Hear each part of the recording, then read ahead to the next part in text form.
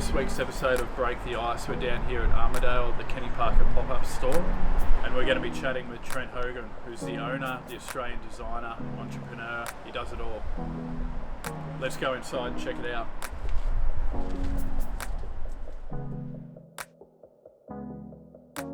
Alrighty, so on this week's episode of Break the Ice with Shannon Kear, we're joined by entrepreneur and brand owner of Kenny Parker, Mr. Trent Hogan. Welcome to the program, mate. Thank you, mate. I'm not too sure about entrepreneur, but I do have Kenny Parker, yeah. Nah, we'll run with that, mate. Yeah, so I guess in essence, I want to take you back to the beginning and where Kenny Parker originated. What's the genesis behind the label? And what got you into creating such an awesome Aussie brand? Thank you, mate. Appreciate that. I guess it's been about 3 years now. I'm a tradie, so I didn't have no fashion background or anything like that. Just struggled to find tees. I like to fit. I've always wore fitted tees, and there was always brands, doing the big prints and that. I'm more of a minimal, real simple sort of guy, and I just couldn't find any nice basic plain white black tees. So just ventured out, started making my own, and just realised I had a passion for it.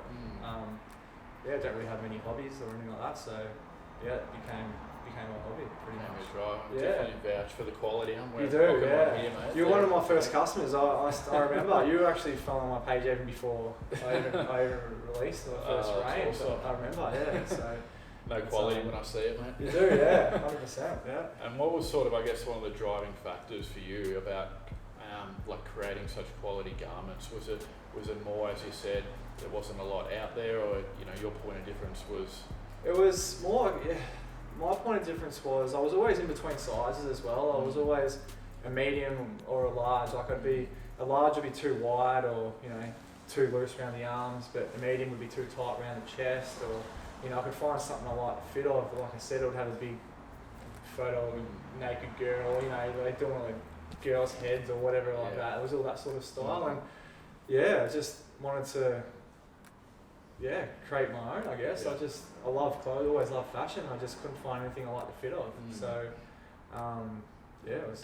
And what's been the transition like from having that idea originally to here we are sitting in the store in Armidale? Like, how much hard work's had to go in through it? How much sacrifices? What are some of the things you've had to endure to, I guess, be in this position you are now? Mate, I don't even know where to start. It's just, it's been a bit of a mission. It's gone pretty quick. Like, I can't believe it's been 3 years. But friends and family and family and friends have known how much effort I've put into it. It's definitely come first with everything. Like, if I've got to put money towards product or pay rent, it's gone towards product. It's just it's come first with for the last 3 years. It's always been You definitely see the passions come through. And where did the name originate from? Kenny Parker's. I actually did name it. It was called Bon V at the start. That was before I launched or whatever. I did had a bit of graphic design work and the website or whatever. And, I named it Bon V, which means the good life in French. I wasn't really sold on it. I didn't know if I was overthinking it. And then once you overthink something, you're like, do I really like this or whatever? And then one day I was just driving down Ackland Street and checked Facebook, and my mum put a post up on Facebook saying I really missed Dad. I had a dream about him last night or whatever, because he's passed away. And I thought, Kenny Parker, like he's such a good guy. He's got a good name. His nickname is KP. I thought, why didn't I name my brand Kenny Parker? I just thought about it for a bit, and I just pictured in my head, like if I walked into a store, if someone's like, do you guys sell Kenny Parker tees? It just sounds good. That's cool. So since then and there, I said to myself, I think I'm going to change the name of the brand, and it's actually been the best decision I've ever made with the brand. Like it's memorable, but it's street, but it's still high end. It's sort of like people remember it as well. So if I'm out and about or whatever, and the brand does come up and I mentioned Kenny Parker, like they're like, I've heard of it or whatever. It's a memorable name, and I guess that's one of the main things is, with Bon V, it was hard to explain, hard to pronounce. Like if I was chatting to suppliers or whatever, they asked in my email, it's like bonv at gmail or whatever. and like, oh, how do you spell it? BONM, and it was just hard. And then so it come from my grandpa. So awesome. It does. It resonates well. I think someone like remembers it all the time. It's one of those names that just flows off the tongue, and having such a great story behind it through your grandpa, I think it's awesome. I bring his values. He was a real, less is more sort of guy. Well respected man's man, but ladies loved him as well. Like, he's just a good old school just guy. Like you, mate. Yeah, I wish. I'm struggling at the moment, but he was a good guy. I lived with him when I was younger, and just drinks whiskey, bets on the horses, just a chill dude, got along with everyone. I wish he was still around to see this. I'm sure he was up there looking down at the moment. Be super proud. I'd love to see this and having this brand in his honour. Cool.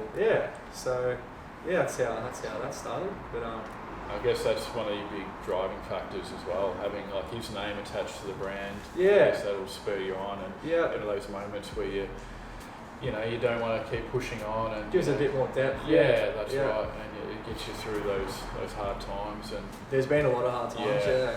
All the behind the scenes stuff nobody sees. But it's all worth it. I love it. Like me, I'm not really into footy or anything like that. Like this is my football. Like this is, I don't really use the passion word too much, but it's changed my life. That's for sure. Like before this, I was a bit of a party boy.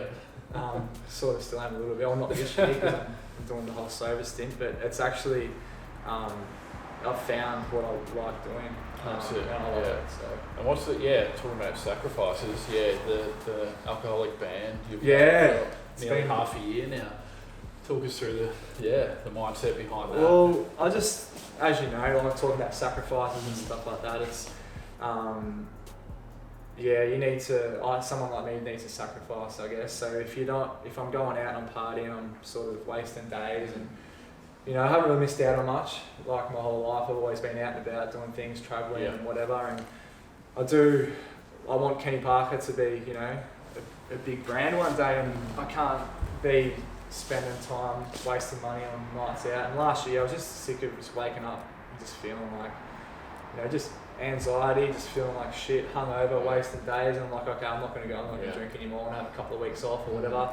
And then that weekend, you're out drinking again. It's just like, I'm just like, you know what, I want the best for myself. Like, I'm sick of feeling like shit. I just need to be like, I'm going to do 3 months. So I did the first month, and then did that easy. So January, I started January 1st this year. Did the first month, and then I was like, that was actually pretty easy. And then I just thought, what's 11 more? Like, it's stuff I want out of life. Like, I'm just gonna have to go hard. And so it's been 6 months now. I'm actually raising funds as well for Movember. So awesome. I actually put on Instagram, like, if I was to do the 12-month stint, anyone be happy to get behind me, donate to Movember, which is it's men's mental health and suicide prevention. So I've raised just over $1,000 I think so far. A lot of the boys have pretty much said wait till they get to day 300 before they donate, because they don't have too much faith. They don't have faith. They've got faith now that it's been 6 months, but awesome. So I use that as a bit more motivation as well. Now that I've made it public that I'm doing the year sober, a bit more accountable and 100%. Great cause. So if you say something to yourself like, I'm going to do this, very true. Sometimes I know with me, like, you might stick to it for a little bit, but then I love going out for dinner, having dinner, smashing a few espresso martinis. Exactly. How have you found that when you've been out? Because you're a very social person, and when you're out for dinners, you're at different events. How do you go being sober, which is not many Aussies can do? No, and don't get me wrong, like, I'm not someone that goes out and doesn't drink, or I thought I was going to struggle a lot more than I actually am.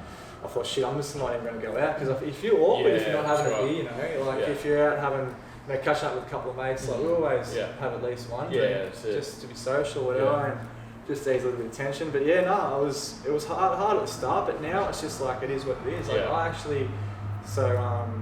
I actually don't even think about, oh shit, I'm not drinking. It's just like, I know I'm not going to be drinking. So you just go out there, you know, you might not last as long. You might be out there for an hour or two until the boys start spitting on you, dribbling on you and bumping into you and all that, and it's time to go home. But it's actually not as hard as what I thought it was going to be. So I guess the benefits outweigh the negatives. Like you get so much more out of it. The next day when you're back in here working at Kenny Parker or you're at the gym and they're hungover, you know, on their deathbed, you probably think, I've made the right decision. Well, that's it, mate. And I pull up real rough these days. So like back in the day, what do we get, mate? 100%. Like I'd go out Thursday, Friday, Saturday, Sunday night, and go to work Monday. Like if I went out Saturday night last year, I'd be on the couch all day. Uber Eats 3 times, you know, and then like you said, you're not going to the gym, you're not working out, you're eating shit food, you're just feeling depressed the whole week. And I'm just like, I was just over feeling like that, you know. I've just felt like that for such a long time, and I know how more productive I am when I'm not drinking. So it's been but like you said, so I wake up on a Sunday, you know, 6-7 o'clock in the morning, smash out a gym sesh, clean the house, do a bit of meal prep. By the time it's 10 o'clock, you know, and you do usually only sometimes getting home at 10 o'clock, or sometimes it's getting up at 10 o'clock, like, and you got, you know, you're feeling good and you're ready for Monday. Like I haven't had one sick day this year. You know? It's funny that The last year I was notorious, like, you know, Saturdays off, which were all double times, so missing out on that. But I don't want to preach sober life too much, but I've definitely seen life and productivity. Like this has happened, and feel better mentally. With all this design work as well, like you sort of got, you know, from having your brand, you want to be making the right decisions and not second guessing yourself. And when I do party and I'm drinking and I feel like shit, it's like, am I doing the right thing? Am I making the right decisions? But being sober, it's like you're just more sure of the decisions you're making. Gives you that clarity and 100%, exactly, a bit more clarity. So shifting gears a little bit, just sort of wrapping up before we go have a look at all the gear around the store. I guess the overall goal for Kenny Parker, and where do you see yourself in the next, say, 3 years? That's a lot of people ask me that question, and I guess when I first started, if someone asked me where I'd see myself in 3 years, I would say, you know, have my own store, you know, working all stores or whatever, you know, not working full time on the tools. As I said, I'm still a tradesman. But 3 years time, I guess, I think wholesale is the way to go. Just to be in more boutique, higher end stores. Just to be a well-known brand. I don't know. I'm just sort of just living week to week at the moment, and just doing everything I can, and just hoping for the best. But obviously, I want. This is my goal in life, I want to be a designer, you know. And it's not about me; it's about the brand. I want the brand to be a good, high-end, well-known, respected brand. Whatever I have to do, it does come first. So. Just in the big stores. Sure, that drive and determination and the quality products. Thanks. That'll definitely be happening in the future. So let's go and check out some of the gear. Let's have a look-see. That's all we got.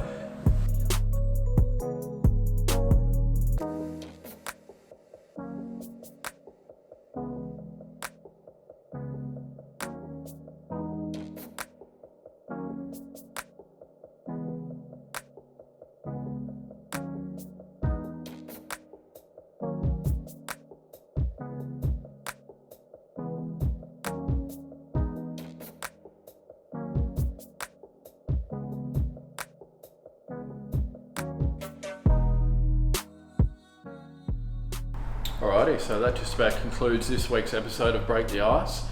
Just want to thank you very much, Trent, for joining us. Let us know all about the Kenny Parker label. It was sensational. Alright, bro. Thank you very much.